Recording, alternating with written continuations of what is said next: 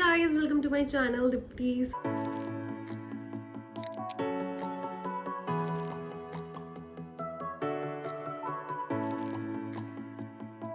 Hi guys, welcome to my channel Dipti. So I hope आप सब अच्छे होंगे.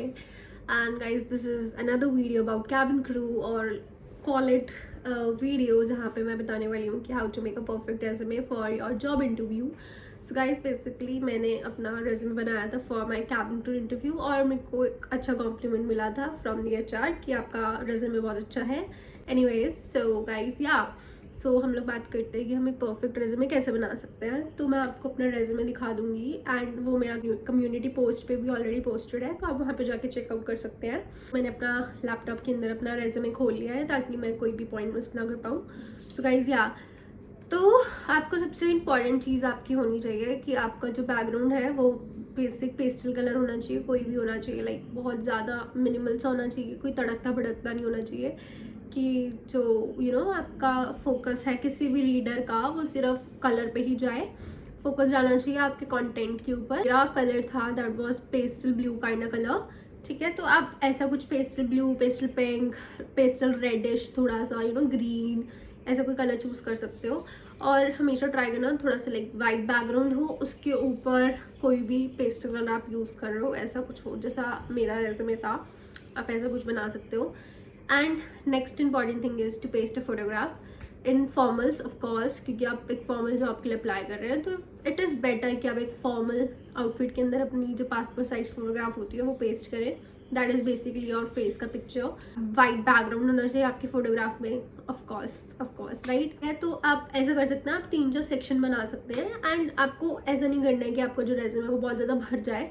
ठीक है, that is straight no, because अगर आपका रेज्यूमे भर जाएगा तो मतलब इंटरेस्ट ही नहीं आएगा पढ़ने में. बिकॉज इट इज़ ऑब्वियस, अगर आप भी एज ए ह्यूमन बीइंग उसको पढ़ोगे तो आपको इंटरेस्ट ही नहीं आएगा कोई भी पढ़ने में.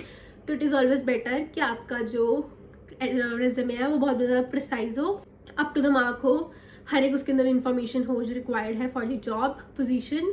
उसके बाद आपकी हर एक डिटेल्स जो भी हो ट्रू हो, कुछ भी गलत ना हो आपके बारे में, जो भी आप उसके अंदर लिख रहे हो that is all valid. That skills या जो भी आप अपनी क्वालिटीज़ लिख रहे हो वो सारी आपकी इन रियलिटी हो. ठीक है, मतलब इन रियलिटी आपको वो सारे स्किल्स या फिर आपकी वो जो क्वालिटीज़ है वो आनी चाहिए आपको. So guys, what you can do is paste a picture over here like at the top of the resume. उसके साइड में आप अपना नेम और जो पोजीशन जिसके लिए आप अप्लाई कर रहे हैं वो लिखें. तो लाइक दीप्ति एंड उसके नीचे अपना कैबिन क्रू आपने लिख दिया है और नेम आपका होना चाहिए ऑफिशियल डॉक्यूमेंट्स की जो आपके ऊपर है. सपोज मेरा full name is Deepti Mittal, but मेरे सारे डॉक्यूमेंट्स के ऊपर my name is Deepti, just Deepti. तो आपको सिर्फ दीप्ति ही लिखना है. And then coming to the area जहाँ पे आपके पास फोटो के नीचे जो बचता है एरिया, आप वहाँ पे एक कॉलम बना सकते हैं एक अच्छे से कलर चूज़ कर.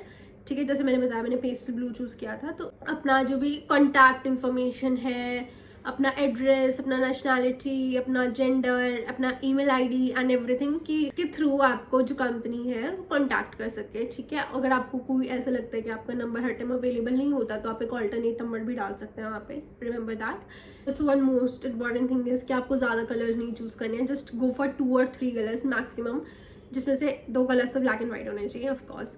So you can choose black and white and pastel blue. Guys, contact एक हेडिंग डालकर उसके नीचे आप सारी इन्फॉर्मेशन लिख सकते हो. अब मैंने जैसा बताया आपको हॉच पॉच नहीं होनी चाहिए, तो आप ऐसा मत करना कि आप contact number semicolon contact number जो भी आपका है XYZ वो लिख रहे हो. No, prefer pasting icon. ठीक है, आप लाइक फ़ोन नंबर वाला आइकन जो होता है वो पेस्ट कर सकते हैं. उसके सामने अपना जो भी आपका कॉन्टैक्ट नंबर है वो डाल सकते हैं. ईमेल के लिए यू कैन यूज़ Gmail वाला जो आइकन होता है दैट. उसके बाद गाइस ऑफ कोर्स इतनी सी कॉन्टैक्ट इन्फॉर्मेशन आ गई, we still have the small space left. And right about the languages so आप लैंग्वेजेस को कैसे डिस्क्राइब कर सकते हैं. बेसिकली आप लैंग्वेजेस लिखें. ठीक है, लैंग्वेजेस आपने हेडिंग डाली, अंडरलाइन इट. ठीक है, उसके बाद आप लोग नीचे लैंग्वेजेस लिखो. And what you can do is give stars कि आपको कितनी फ्लुएंटली वो लैंग्वेज आती है. Suppose highest can be 5 stars. तो अगर आपको इंग्लिश बहुत अच्छी तरह से आती है you can write 5 stars there. आपको हिंदी थोड़ी कम आती है you can give 2 or 3 stars. अगर आपको पंजाबी और अच्छी तरह से आती है you can give 5 stars, you can give 4 stars. और अगर आपको कोई और एडिशनल लैंग्वेज आती है लाइक हिमाचली, हरियाणवी, नेपाली और एनीथिंग, आप उसके भी स्टार्स दे सकते हैं। एंड मोस्ट इम्पॉर्टेंट, अगर आपको वो लैंग्वेज इतनी अच्छी तरह से आती है तभी लिखना, वरना मत लिखना, ठीक है। Because it is very obvious कि आपसे वो पूछ सकते हैं कि स्पीक इन हिंदी, हमारे सामने हिंदी में बोल के दिखाइए, हमारे सामने इंग्लिश में बोल के दिखाइए, हमारे साथ नेपाली में बात कीजिए। ऑल्दो उनको नहीं आती होगी नेपाली, बट वो आपसे पूछ लेंगे कि बात कीजिए हमसे नेपाली में, ठीक है। तो इसीलिए इम्पॉर्टेंट है कि आप अपना वही सब सच लिखें जो आपको लैंग्वेजेस आती हैं। तो गाइज एक्सपर्टीज स्किल्स होते हैं जो आपको लाइक डिफरेंट स्किल्स आते हैं जो आपकी जॉब के साथ मैच नहीं होते, तो आप वो भी लिख सकते हैं उस एरिया में।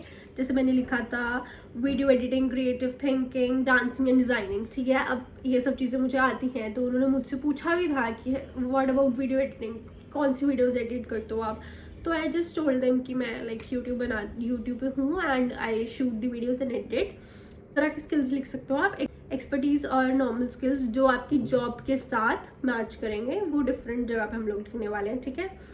तो आपका जो कॉर्नर था फोटो के नीचे वाला, दैट इज कम्प्लीटेड। गाइस हम आते हैं प्रोफेशनल प्रोफाइल के ऊपर। उसके अंदर आपको क्या बताना है, you have to tell about yourself, जो उनको पढ़ के ऐसा लगे कि you are suitable for the job. इसके अंदर अच्छी वोकैबुलरी यूज़ करें, keep it very very very basic, ज़्यादा नहीं लिखना, पैराग्राफ्स में मत लिखना। फर्स्ट थिंग, पैराग्राफ्स में कुछ मत लिखना रेज्यूमे के अंदर, पॉइंट्स के अंदर लिखना, क्योंकि points are very easy to read, तो किसी को भी पता लग जाता है कि ये किसके बारे में हो सकता है, ठीक है। अगर आप पैराग्राफ में लिखोगे तो जो आपका HR होगा उसको पढ़ने में बिल्कुल इंटरेस्ट नहीं आएगा, ठीक है, and they won't even read about it, ठीक है। यू कैन राइट अबाउट एक दो स्किल्स जो आपके अच्छे हैं, जो उस जॉब के लिए सूटेबल है। फॉर एग्जाम्पल, अगर मेरा कैबिन क्रू का था तो मैंने लिखा था a trustworthy individual looking for an airline steward position. अब मैंने इसके अंदर 2-3 अच्छे वर्ड यूज़ किए हैं, ठीक है। ट्रस्टवर्दी, स्टीवर्ड पोजीशन और एयरलाइन के बारे में बोला है, ठीक है। सो आई होप यूर अंडरस्टैंडिंग में क्या बताना चाह रही हूँ। उसके बाद आप लिख सकते हो कि आप एक आउटगोइंग पर्सन हो जिसको टीम्स में काम करना पसंद है एंड जिसके excellent communication skills, working in team and an outgoing person. ये 3 क्वालिटीज हैं जो आपको एज अ कैबिन क्रू होनी चाहिए। So you have to write such words. Fun person, you are very jolly person, आप ऐसा कुछ बता सकते हो। तो मैंने ऐसा भी लिखा था कि a motivated individual who is driven to exceed the expectation of the customer and the company. तो कस्टमर के बारे में, कंपनी के बारे में, सपोज आप किसी और पोजीशन के लिए जा रहे हो तो you can right about company. अब कैबिन क्रू का मेन जॉब है टू सेटिस्फाई द कस्टमर्स। अगर कस्टमर सेटिस्फाई होंगे तो इसका मतलब कंपनी साइड बाय साइड अपने आप सेटिस्फाई हो जाएगी। तो हमें अपना ध्यान रखना है कि हमारा जो कस्टमर है वो सेटिस्फाई हो, तो हमने उसके बारे में भी थोड़ा सा लिखा, ओके। एजुकेशन आप हमेशा उसके बारे में लिखो जो आपकी हाईएस्ट क्वालिफिकेशन है। सपोज आपने 12th की है, you can right about 12th। अगर आपकी डिग्री है, right about the degree and the 12th class, बस दी क्वालिफिकेशन लिखो जो आपको पता है कि जॉब के लिए जो आपकी पोजीशन है उसके लिए रिक्वायर्ड है। तो मेरे लिए +2 की जो क्वालिफिकेशन थी वो मैटर करती थी, तो मैंने सबसे ऊपर +2 की मार्कशीट लिखा। स्कूल का नाम या इंस्टीट्यूट जहाँ से आपने किया है उसका नेम होना चाहिए। देन आप लिखो कि आपने कितने नंबर से पास किया है और कौन सी स्ट्रीम से पास किया है। थोड़ा सा अपना एजुकेशन के बारे में बता दो। तो उसके बाद मैंने अपना कॉलेज के बारे में भी लिखा था कि मैं ये वाली डिग्री कर रही हूँ, इस कॉलेज से कर रही हूँ and I am still pursuing it. और उसके अंदर आप अपने क्लब्स के बारे में, एक्सटर्नल जो आप एक्टिविटी कर रहे हो उसके बारे में भी बता सकते हो। मैंने जो मेन थिंग आती है आपकी, that is interest.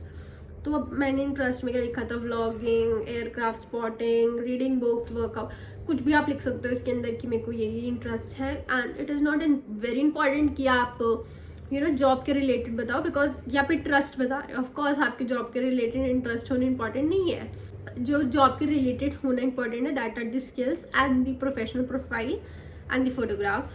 Last but not the least, आप स्किल्स के बारे में बताऊंगे जो कंपनी के स्किल्स हैं। तो मैंने उसके अंदर लिखा था team work, communication, flexibility, multitasking and leadership. तो अब ये 5 पॉइंट्स हैं, ये सारे के सारे as a cabin crew are very important. Leadership होना इज़ रियली इंपॉर्टेंट, ठीक है। टीम वर्क में काम करना इज़ वेरी इंपॉर्टेंट। फ्लेक्सिबल होना इज़ वेरी इंपॉर्टेंट कि आप किसी भी इन्वायरमेंट में अडाप्ट कर सकते हो अपने आप को, ठीक है।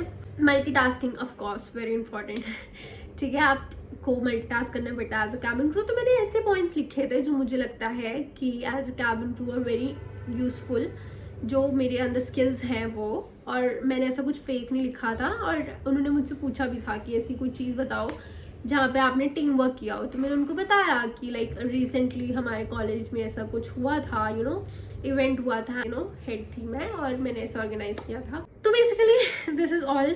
ठीक है, आप मेरा रेज्यूमे देख सकते हो, कम्युनिटी पेज पे ऊपर भी है और मैं यहाँ पे भी डाल दूँगी।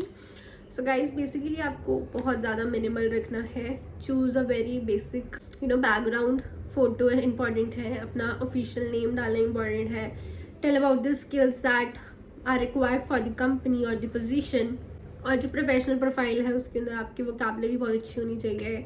ठीक है, आपकी एजुकेशन, हाईएस्ट एजुकेशन के बारे में बताओ, बिकॉज उनको नहीं जानना आपकी पुरानी एजुकेशन के बारे में। वो क्या करेंगे आपकी हर एक एजुकेशन के बारे में जान के, जब उनकी जो रिक्वायर्ड एजुकेशन है वो सिर्फ +2 है, राइट।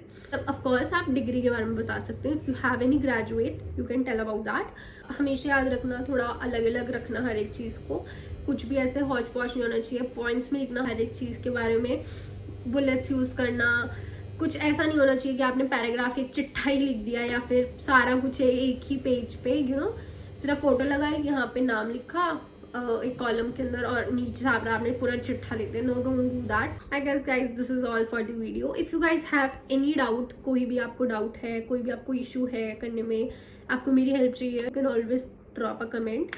और अगर आपको लगता है मैं कि रिप्लाई नहीं कर रही हूँ, बाई चांस मैंने नहीं देखा कमेंट, तो आप मेरे को ईमेल कर सकते हैं। You can get it from my description. And yeah, that's it guys. I hope this video helps you a lot, and if you want to see more such videos, just do let me know. Thank you.